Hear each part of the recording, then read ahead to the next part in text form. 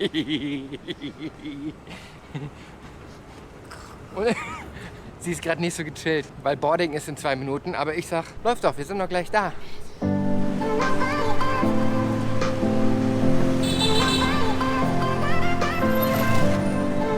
Letzter Tag, letzter Morgen. Es geht zurück nach Deutschland und fahren jetzt gerade mit dem Taxi zum Flughafen und haben uns nochmal ein schönes Frühstück geholt, schöne Sandwiches aus dem 7-Eleven. Das erste Mal, dass wir so gefrühstückt haben. Das erste Mal, dass wir so gefrühstückt haben, stimmt. Hast recht. Sonst haben wir immer irgendwie in einem Restaurant oder irgendwie in einem Streetfood gegessen oder sowas. Schade, war gut. War sehr lecker, ne? Ja. Einfach, günstig, aber und lecker. Nicht aber, sondern und.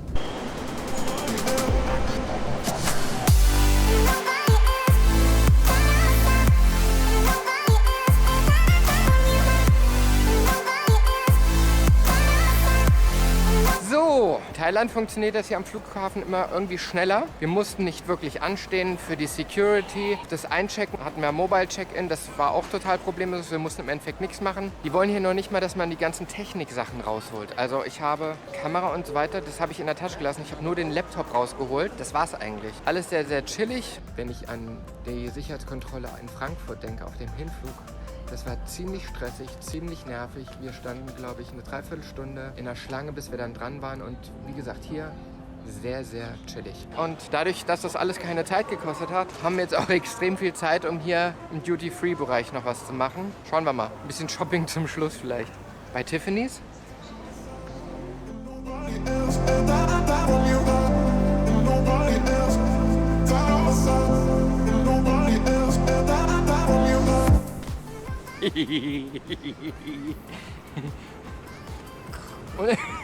Sie ist gerade nicht so gechillt, weil Boarding ist in 2 Minuten. Aber ich sag, läuft doch, wir sind doch gleich da.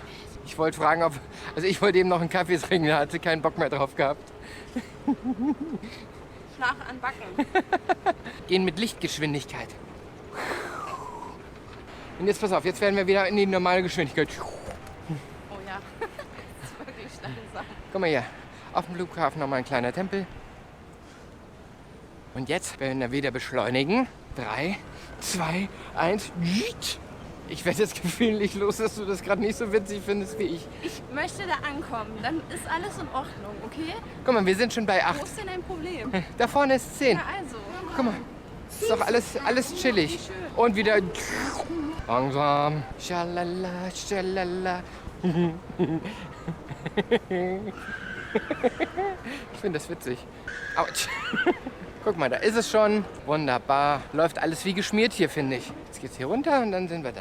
Und wieder langsamer. Gate is open.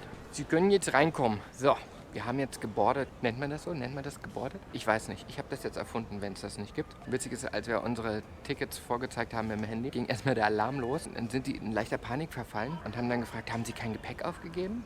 Sagte ich, nee, ich habe nur den Rucksack hier. Wie lange waren Sie denn hier? Sagte ich, ja, für 3 Wochen. Dann bekamen die so tellergroße Augen. Das reicht für 3 Wochen? Sag ich, ja, wir haben zwischendurch gewaschen. Really? Also wir nehmen an, dass dieser Alarm nichts anderes bedeutete als, ey, die haben noch kein Gepäck aufgegeben, hier läuft irgendwas schief. Die sind gar nicht da, die haben ihr Gepäck, obwohl wir gestern Abend schon eingecheckt sind. War witzig gerade. Und jetzt warten wir hier noch so ein bisschen, genießen die wunderschöne Aussicht und warten auf unseren Flug.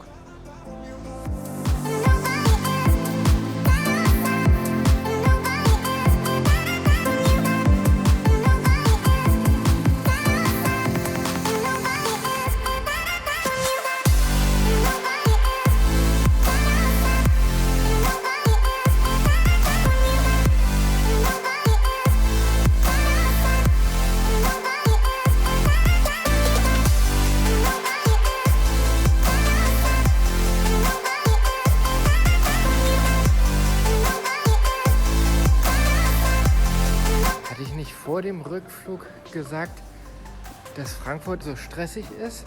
Hier ist nichts los.